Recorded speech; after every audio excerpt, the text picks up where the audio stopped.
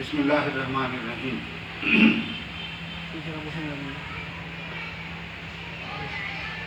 ذی الحجہ کے اس مہینے میں ہم لوگوں کو آقائے مبارک سرکار خواجہ قطب الدین بختیار کاکی نے ایک بار پھر اکٹھا ہونے کا موقع ملا، اس کے لیے ہم باری تعالیٰ کا شکر ادا کرتے ہیں۔ عربی نام اس مہینے کا ذی الحجہ ہے، اور سرکار دو عالم سے پہلے بھی کچھ خاص رسموں کے ساتھ حج ہوا کرتا تھا، میلہ لگا کرتا تھا، وہاں پر قربانی ہوا کرتی تھی۔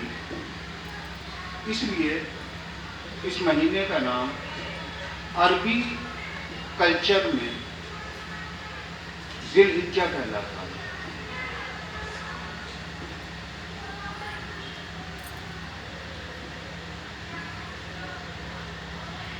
پوری دنیا میں یہ مہینہ قربانی اور حج دو چیزوں سے جڑا ہوا ہے، اور قربانی اور حج یہ دونوں چیزیں احمد مجتبیٰ محمد مصطفیٰ صلی اللہ علیہ وسلم سے پہلے بھی عرب کے کلچر میں موجود تھی۔ اسلام کے جو 5 رکن ہیں،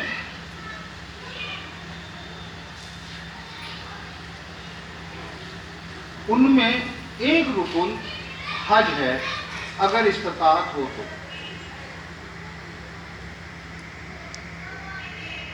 اور حج کا ایک رکن ہے قربانی۔ لیکن رسمی اسلام نے کچھ ایسا کیا ہے کہ قربانی صرف جانوروں کی قربانی تک سمٹ کر رہ گئی ہے۔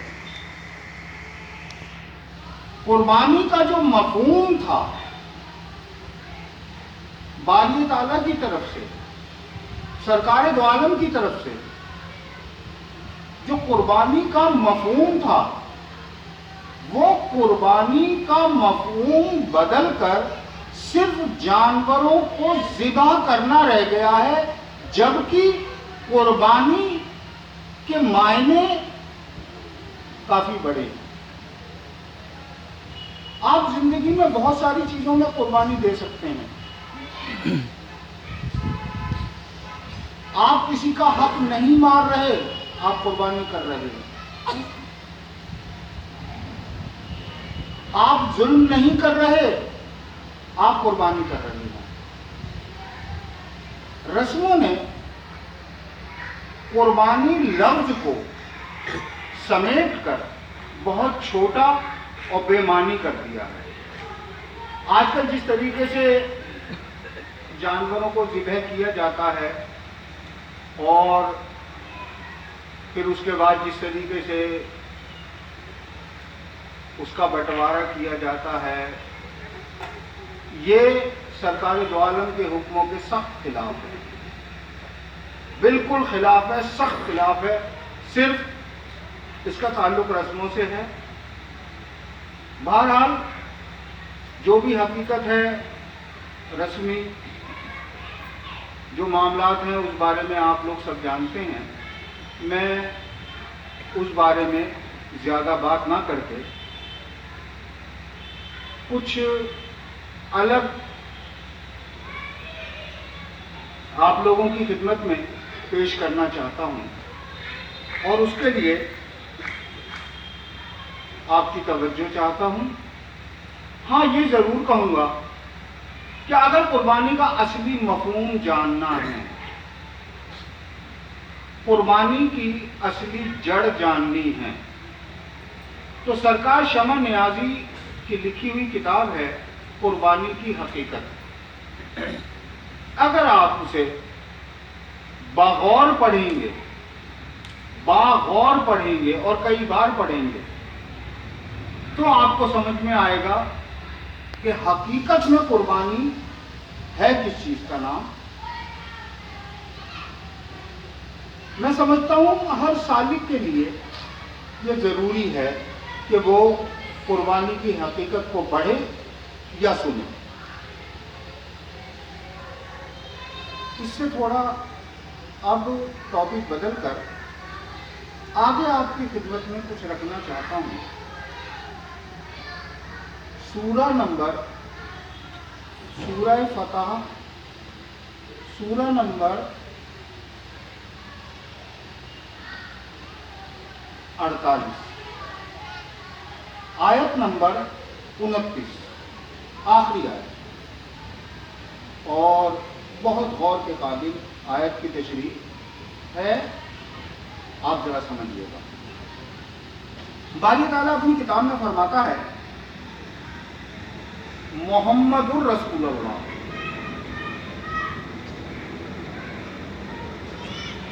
یہاں لا الہ الا اللہ کا لفظ نہیں ہے، یہاں صرف محمد الرسول اللہ، محمد الرسول اللہ.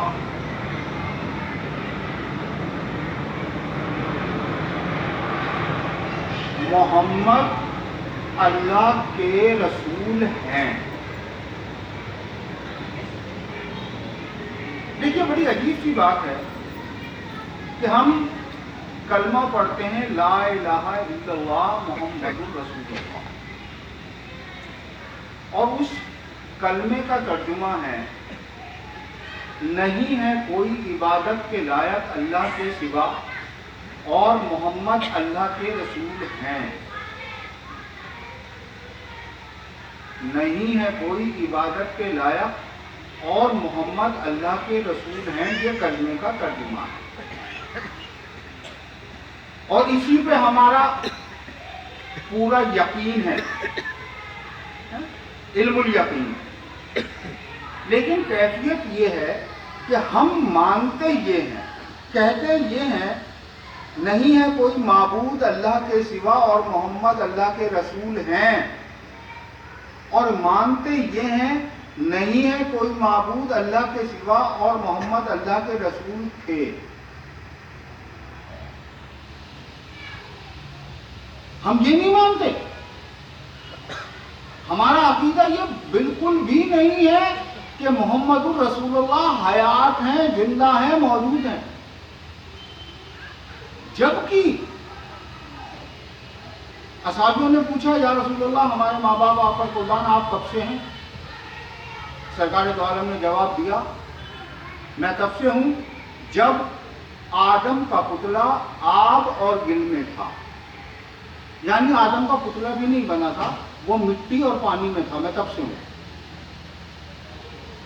دوسرے موقع پر یا رسول اللہ ہمارے ماں باپ آپ پر قربان، اللہ تعالیٰ نے سب سے پہلے کسے بنایا؟ باری تعالیٰ نے سرکار دو عالم نے فرمایا مجھے. یہ نہیں فرمایا میرے نور کو. جب کچھ لوگوں کی سمجھ میں نہیں آیا کہ یہ نور ہوتا کیا ہے، تو ان لوگوں نے بات کو الجھانے کے لیے یہ بیان کیا کہ سرکار دو عالم نے فرمایا میرے نور کو.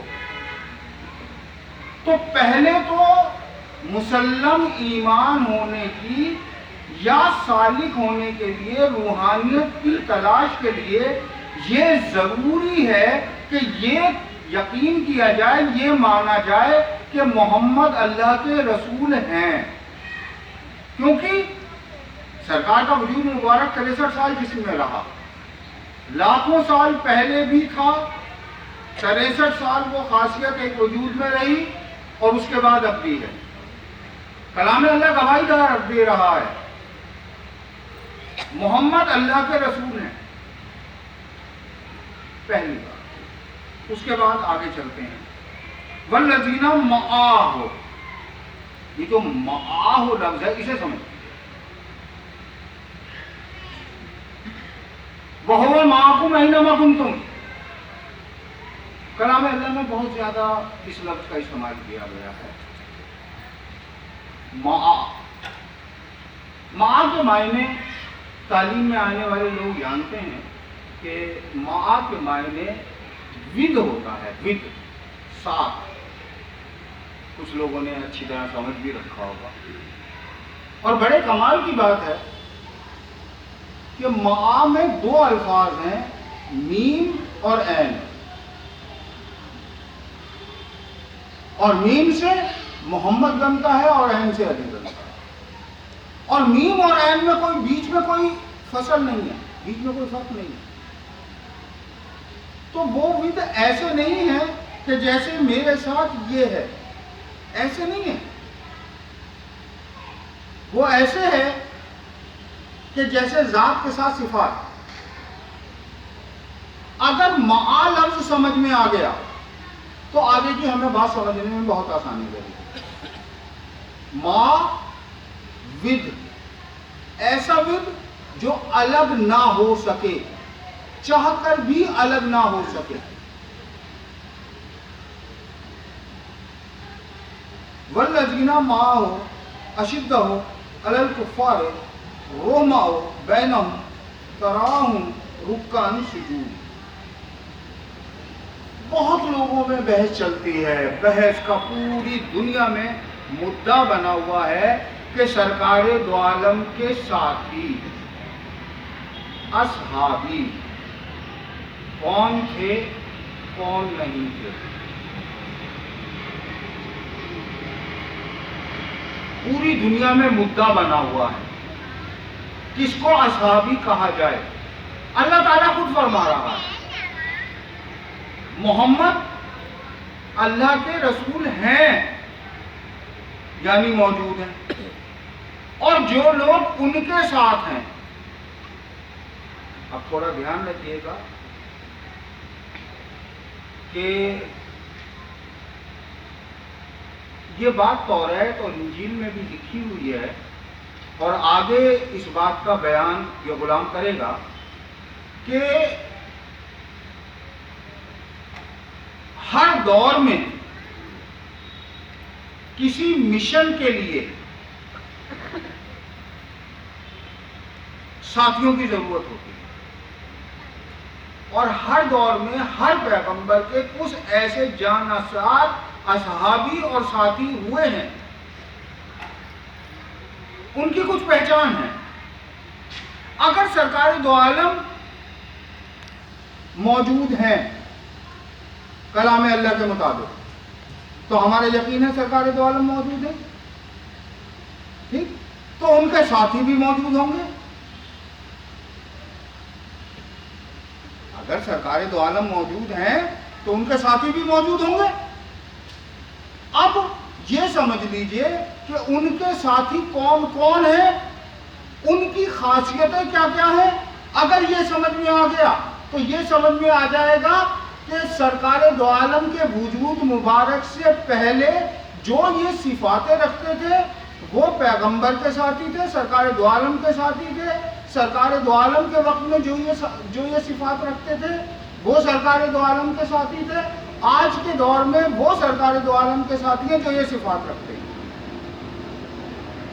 محمد اللہ کا رسول ہیں، والذین معہ اشدہ اور ایسے ساتھ ہیں کہ جدا نہیں ہو سکتے، ایسے ساتھ ہیں میم اور عین کی طرح ساتھ ہیں، ایسے ساتھ ہیں کہ الگ نہیں ہو سکتے۔ اور جو لوگ ان کے ساتھ ہیں وہ کافروں پر بہت سخت ہیں۔ نشانی نمبر 1،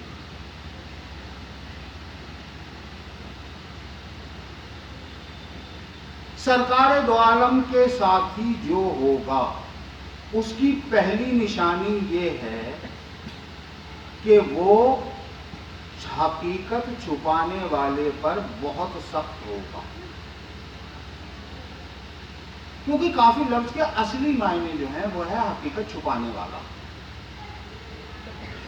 کافی لفظ کے اصلی معنی ہے حقیقت کو چھپانے والا، ڈھانپنے والا۔ وہ جو حقیقت کو چھپاتا ہے اس کے اوپر بہت سخت ہے۔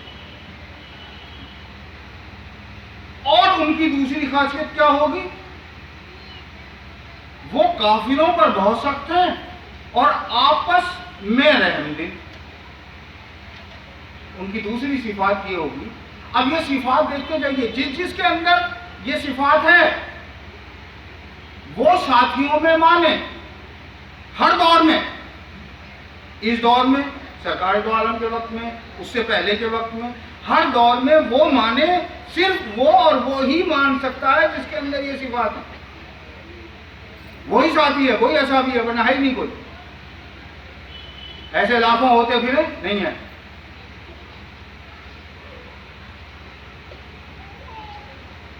اصحابی ساتھی اڑتا ہے، بھاگتا نہیں، اڑتا ہے.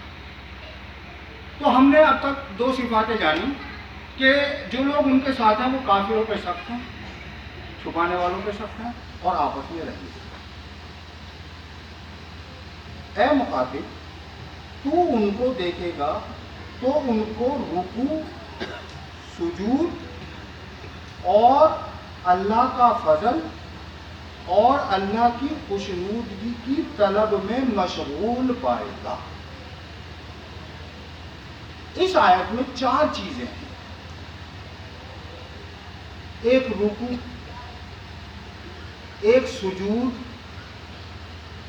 ایک فضل اور ایک خوشنودگی. اب اصحابی کی یہ نشانی ہوئی تو یہاں رکوع سے مراد سبحان ربی العظیم والا رکوع نہیں ہے.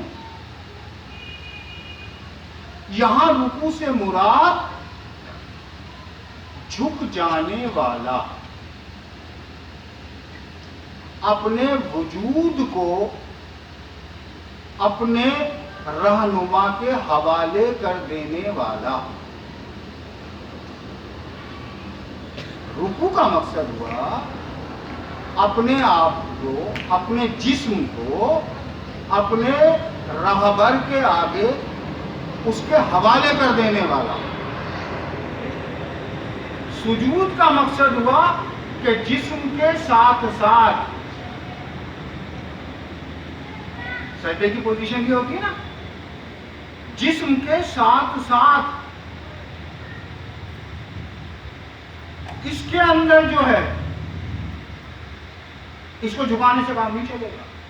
یہ خیال رکھنا نماز میں جھکاؤ، مسجد کے آگے جھکاؤ، کسی کے آگے جھکاؤ، یہ کھوپڑی جھکانے سے کام نہیں چلے گا بھائی. یہ جو کھوپڑی ہے یہ اس کے اندر جو ہے، اس کے اندر جو ہے وہ جھکانی پڑے گی، وہ حوالے کرنی پڑے گی. تو تیسری نشانی ہوئی کہ اس میں اپنے راہبر، پیغمبر، رہنما کے آگے جھکتا ہے، اپنے وجود کو، جسم کو اس کے حوالے کرتا ہے. تبھی تو اس وقت میں جہاد کے لیے لوگ تیار رہتے تھے، جان دینے کے لیے. اور چوتھی نشانی ہوئی کہ سجود، یعنی جسم کو حوالے کرنا الگ بات ہے، یہ خیال رکھیے گا. جسم کو حوالے کرنا الگ بات ہے، عقل کو حوالے کرنا الگ بات ہے. جسم کو حوالے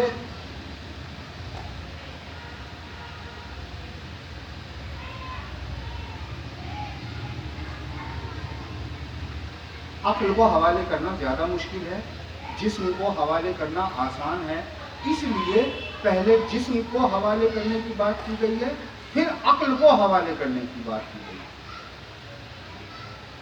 اس کے بعد اللہ کا فضل، کہ کسی طریقے سے مجھ پر اس کا فضل ہو جائے.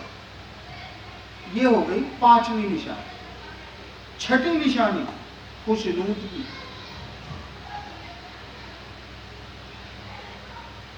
باری تعالیٰ میرے اس کام سے خوش ہو جائے، میرا راہبر میرے اس کام سے خوش ہو جائے، اس کے ذریعے اللہ خوش ہوگا.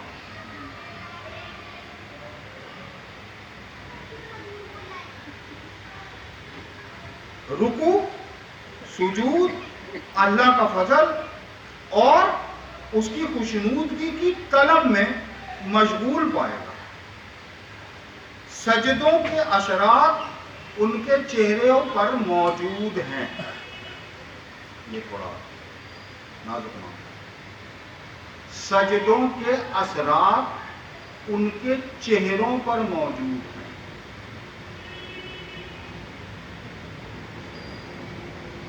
ان کے ماتھے کالے نہیں پڑے ہوئے،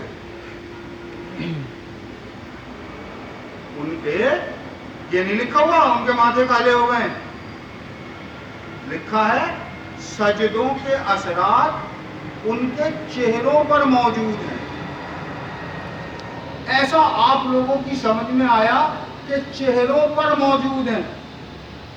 لفظ چہرہ صرف اسے نہیں کہتے،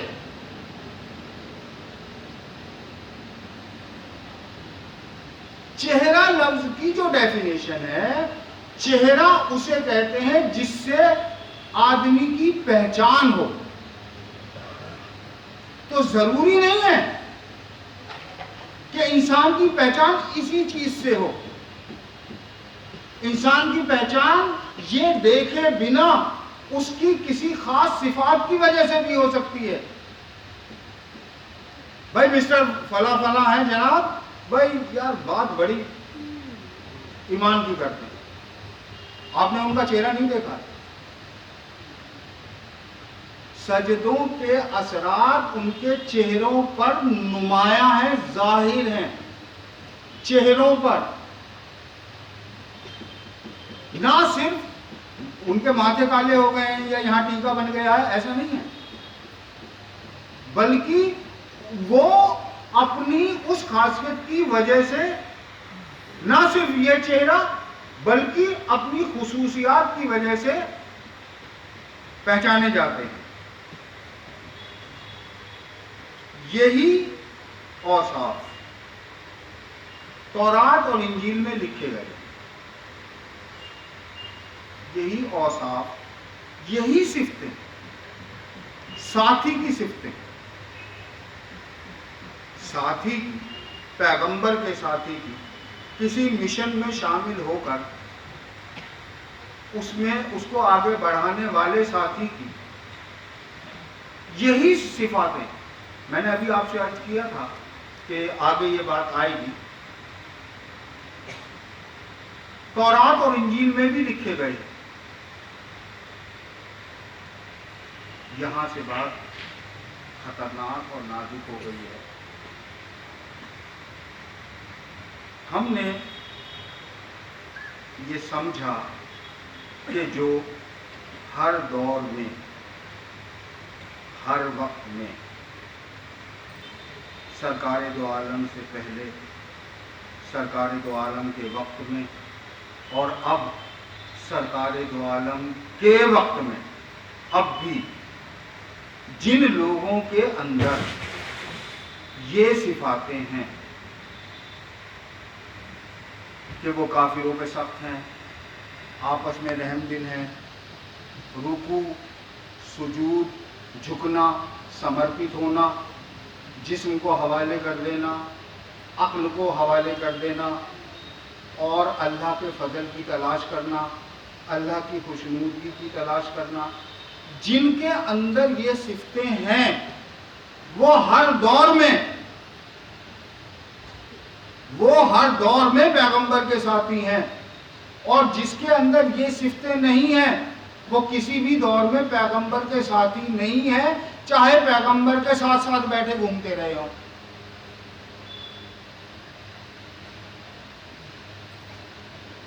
جس کے اندر یہ صفتیں تھی، ہیں، رہیں گی، وہ ساتھی، وہ اصحابی، باقی کوئی اصحابی، یہ کلیئر ہو جانا چاہیے۔ اس سے آگے کی آیت جو ہے وہ طریقت سے خاص تعلق رکھتی ہے کہ گویا اب جو اس راز کو جانتے ہیں، ایک کھیتی کی مثال ہے جس نے پہلے زمین سے اپنی سوئی نکالی، پھر وہ موٹی ہو گئی، پھر وہ اپنے تنے پر سیدھی کھڑی ہو گئی اور کاشتکاروں کو خوش کرنے لگی۔ اس کے دو معنی ہیں۔ آپ لوگ تاریخ کو جانتے ہیں، اس دنیا میں، اس کائنات میں سب سے پہلے رسول اللہ لفظ حضرت علی نے 12 سال کی عمر میں استعمال کیا تھا۔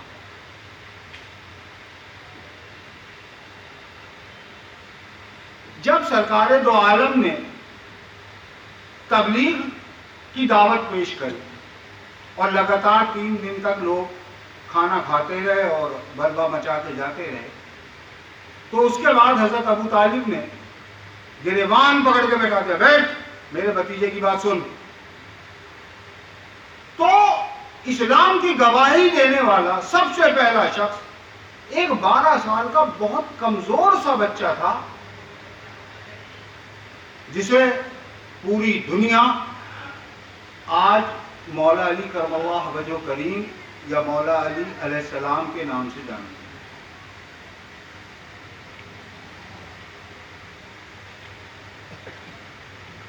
ایک کھیتی کی مثال ہے, جس نے پہلے زمین سے ایک سوئی نکالی, کمزور سی ہوتی ہے بہت, پھر وہ موٹی ہو گئی, پھر وہ اپنے سیدھے پر تنے پر سیدھی کھڑی ہو گئی اور کاشتکاروں کو خوش کرنے لگی. کس لیے خوش کیا؟ تاکہ کافروں کا جی جلائے. اس گروہ کے جو لوگ, اس گروہ کے جن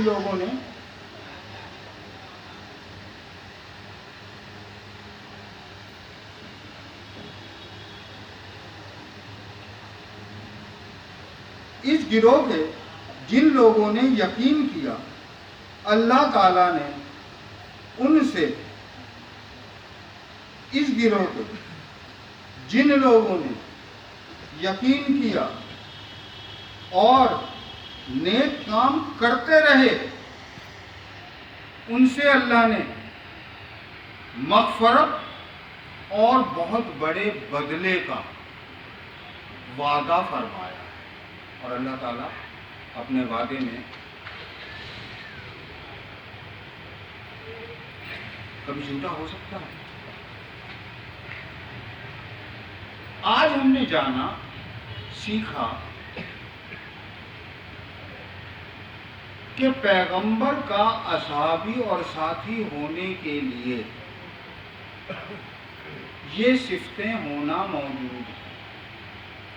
اگر انسان کے اندر یہ صفتیں موجود ہیں تو وہ آج بھی ساتھی اور اصحابی ہے, اور اگر یہ صفتیں موجود نہیں ہیں تو وہ اپنے آپ کو اصحابی اور ساتھی یا ماننے والا ہونے کا دعویٰ نہ کرے.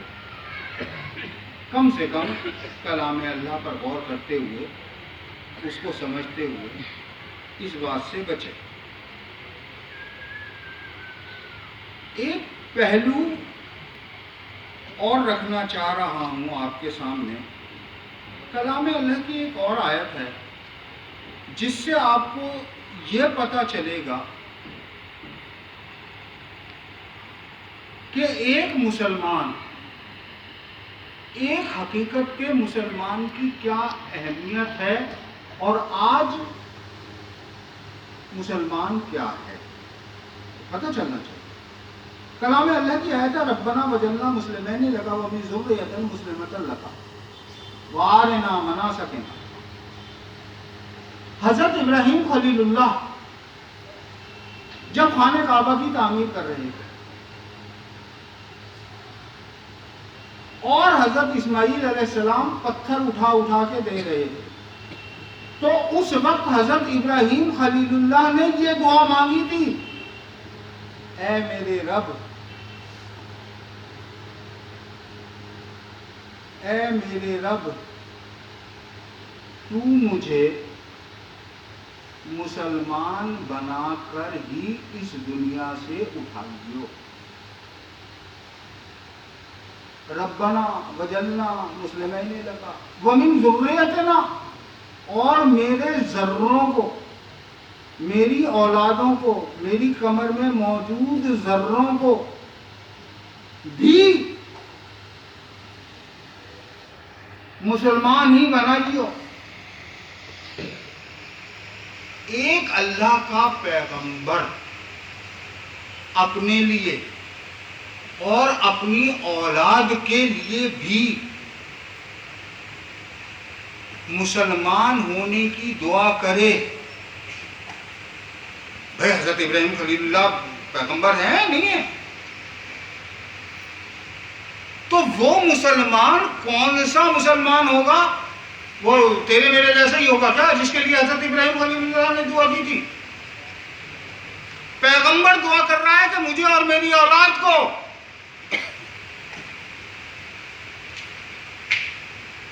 مسلمان بنا کے اٹھائیو۔ پیغمبر، اللہ کا پیغمبر، اللہ کا میسنجر، اللہ کا پیغام لانے والا۔ تو اللہ تعالیٰ نے کیسے، کس قسم کے مسلم ایمان والے شخص کا تصور کیا ہوگا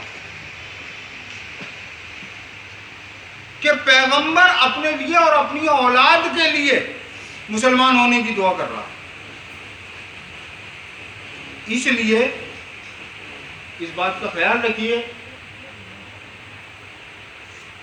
کہ رسمیں ماننے، رسموں کے پیچھے چلنے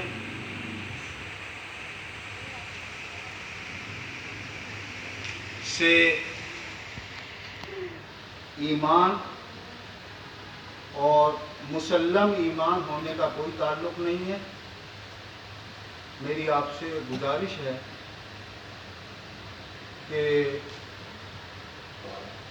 حقیقت میں اسلام کیا ہے اور مسلمان کیا ہے، ایمان کیا ہے، توحید کیا ہے۔ میں امید کرتا ہوں اور دعا کرتا ہوں کہ باری تعالیٰ ہم سب کے اندر یہ طلب، یہ ذوق، یہ شوق پیدا فرمائے کہ جس طریقے کی، جس انسان کی، جس مسلمان کی حضرت ابراہیم خلیل اللہ نے دعا کی تھی، ویسا بننے کی ہم کوشش کریں۔ آپ لوگوں نے اتنی دیر تک اس کم عقل کو برداشت کیا، سنا، اس کے لیے یہ غلام آپ کا شکریہ ادا کرتا ہے اور اللہ توفیق دینے والا ہے۔ اگلی ملاقات میں پھر کلام اللہ کی کوئی کسی اور آیت کی تشریح اور بات چیت ہوگی۔ شکریہ۔